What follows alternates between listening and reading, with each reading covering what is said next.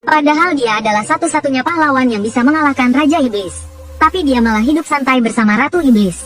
Mereka bahkan berencana memiliki anak terkuat untuk menguasai dunia. Dan pedang suci yang menjadi perlengkapan standar seorang pahlawan bahkan diambil dan digunakan sebagai kayu bakar. Sebagai sistem, dia langsung hancur karena tindakan aneh ini. Ternyata dia adalah Raja Iblis yang menguasai dunia ini. Tapi dia tidak membantai manusia seperti Raja Iblis lainnya. Dia tidak hanya hidup berdampingan secara damai dengan manusia, tapi juga menciptakan dunia yang harmonis tanpa diskriminasi ras.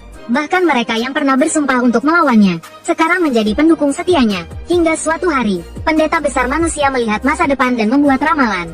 Ketika pahlawan legendaris mencabut pedangnya, itulah akhir dari kekuasaan iblis. Berita itu menyebar, dan orang-orang di seluruh benua secara sukarela membentuk aliansi anti pahlawan. Jadi, selama 15 tahun berikutnya, Ratu Iblis mencari jejak pahlawan untuk membunuhnya. Dia bahkan mengerahkan semua kekuatan yang bisa digerakkan untuk mencari pahlawan itu. Namun, hasilnya nihil. Tidak ada sedikit pun informasi tentang pahlawan itu. Dan hari ini, Raja Iblis yang tak tahan lagi akhirnya melangkah ke platform tempat pedang suci tertancap. Pahlawan rendahan, aku telah menguasai semua sihir di benua pahlawan. Aku hanya menunggunya datang menantangku. Akulah Raja dunia ini. Jika kau tidak mau menemuiku, maka aku yang akan mencarimu. Seketika, kekuatan tak terbatas mengalir keluar dari pedang suci. Di hadapan kekuatan dahsyat ini, Raja Iblis tidak gentar. Sebaliknya, dia memancarkan kekuatan yang lebih besar daripada pedang suci. Detik berikutnya, pedang suci yang konon hanya bisa dicabut oleh pahlawan, dicabut oleh Raja Iblis. Ekspresi Raja Iblis dingin. Siapa bilang hanya pahlawan kebenaran yang bisa mencabutnya? Tiba-tiba, dia merasakan sesuatu. Berbagai gambar muncul di benaknya. Dalam sekejap, dia melihat lokasi pahlawan itu. Dia tersenyum sinis. Jadi kau bersembunyi di sini. Kau tahu bagaimana aku hidup selama 15 tahun ini? Sambil berkata begitu, dia menggunakan sihir hitam untuk teleportasi paksa.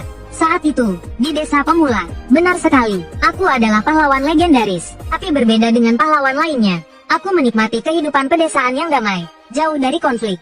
Namaku Lepin, hanya seorang pekerja kantoran biasa. Satu-satunya hobiku adalah bermain TikTok dalam perjalanan ke kantor untuk menghabiskan waktu.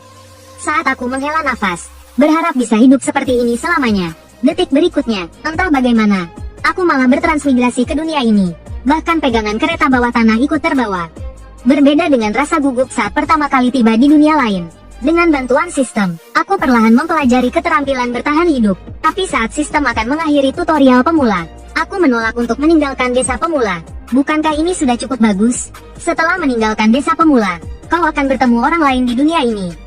Kau bisa berguru pada mereka untuk mempelajari berbagai keterampilan, menjadi pahlawan legendaris dan mengalahkan Raja Iblis, menyelamatkan dunia. Sayangnya, aku yang bermimpi